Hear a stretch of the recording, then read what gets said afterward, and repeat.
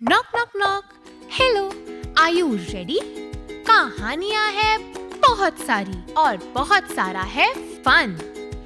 ये है टाइम मस्ती का, तो रन रन रन रन। आओ खेले गेम्स, जमकर होगी मस्ती और कोई नहीं रोकने वाला, क्योंकि ये है मस्ती की पाठशाला। आप सबका पीएमसी हिंदी के शो मस्ती की पाठशाला में वेलकम वेलकम वेलकम।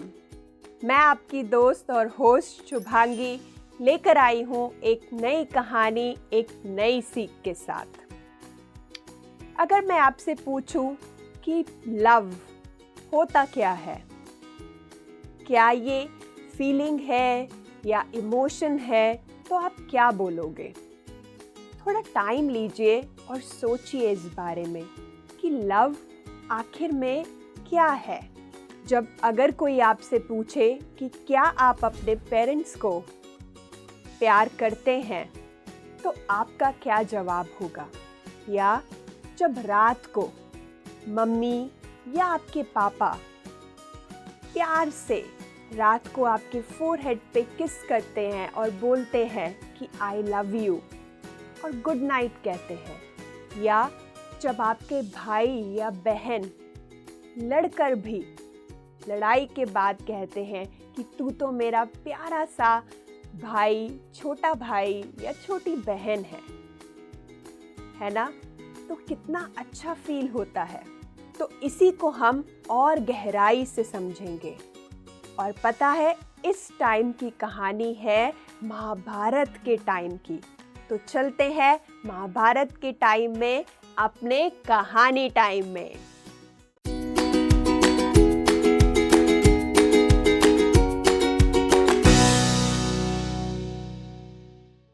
तो ये कहानी है महाभारत के टाइम की। और आप सबको पता है कि महाभारत में पांडव थे और कौरव थे। और जो दुर्योधन थे वो कौरव की टीम में थे। और उस टीम को और स्ट्रॉन्ग बनाने के लिए वो चाहते थे कि उस टीम में भगवान कृष्ण भी उनकी टीम को ज्वाइन करें। तो दुर्योधन ने एक ट्रिक सोची और सोचा कि क्यों ना मैं एक बहुत बड़ा भोग का इंतज़ाम करूं, जिसमें मैं भगवान कृष्ण को न्योता दूंगा, इनवाइट करूंगा कि वो आए और उस भोजन को ग्रहण करें, खाएं। और ताकि उनको जब भोजन अच्छा लगेगा तो मैं उनको कहूँगा कि आप हमारी टीम में जुड़ जाइए। तो उसकी वो तैयारी जोरों शोरों से दुर्योधन तैयारियां कराते हैं और सबको बोलते हैं कि 56 भोग बनाओ, और सब तैयार हो जाता है। और दुर्योधन जाते हैं भगवान कृष्ण के पास उन्हें न्योता देने के लिए। और जैसे ही वो जाते हैं भगवान कृष्ण के पास और कहते हैं कि देखिए, मैंने आपके लिए 56 भोग का इंतज़ाम किया है, आप आइए, ज़रूर आइए मेरे घर पर। तो इसमें कृष्ण मुस्कुराते हैं और दुर्योधन को कहते हैं कि प्रिय दुर्योधन, मैं सिर्फ तभी किसी के घर जाता हूँ जब मेरी ये 2 चीज़ें पूरी होती हैं। तो पहली चीज़ है कि मुझे भूख लगनी चाहिए। अगर मुझे भूख नहीं है तो मैं कैसे तुम्हारे घर आऊँ खाना खाने के लिए? तो मुझे भूख तो लगी नहीं है। और दूसरा, मैं उन्हीं के घर जाता हूँ जो मेरा प्रिय मित्र होता है।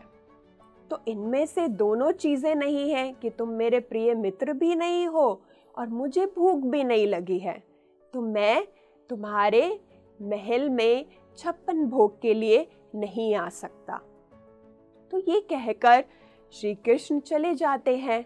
और श्री कृष्ण जब जा रहे होते हैं तो उनको रास्ते में अपने एक भक्त की, जो बहुत पूजा करता होता है कृष्ण भगवान की, उसका घर आता है।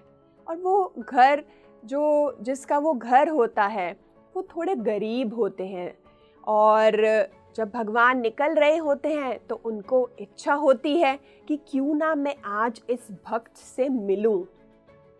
तो इसी इच्छा से भगवान कृष्ण उसके घर का दरवाज़ा खटखटाते हैं कि विदुर दरवाज़ा खोलो।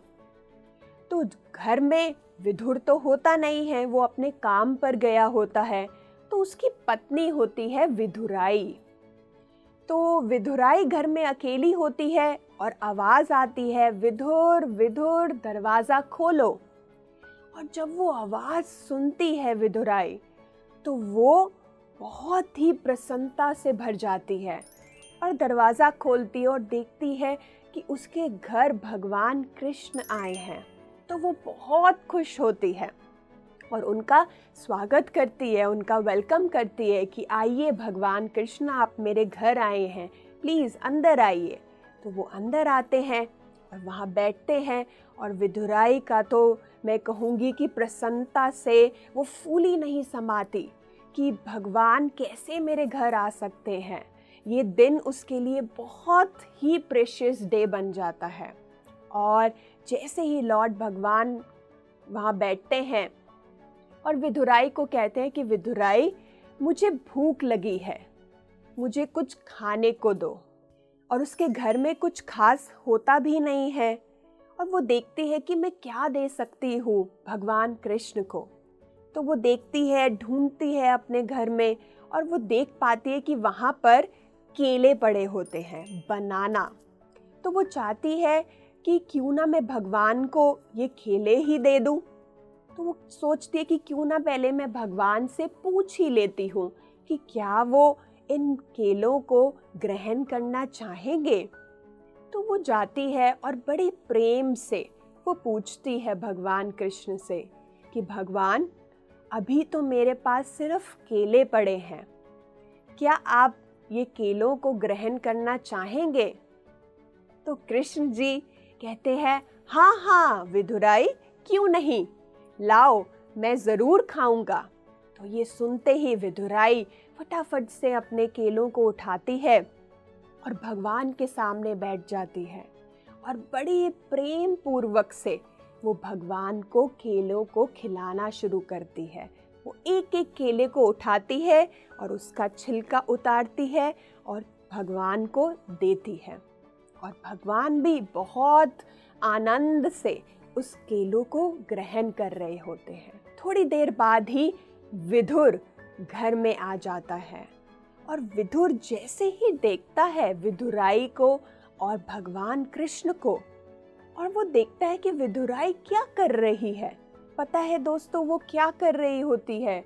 वो जब भगवान को केला जब दे रही होती है, तो जब वो पील करती है, जब छिलका उतारती है, तो वो क्या करती है? वो सोचती है कि मैं छिलका रख रही हूँ और बनाना भगवान को दे रही हूँ, पर वो छिलका दे रही होती है भगवान को और केला साइड में रख रही होती है।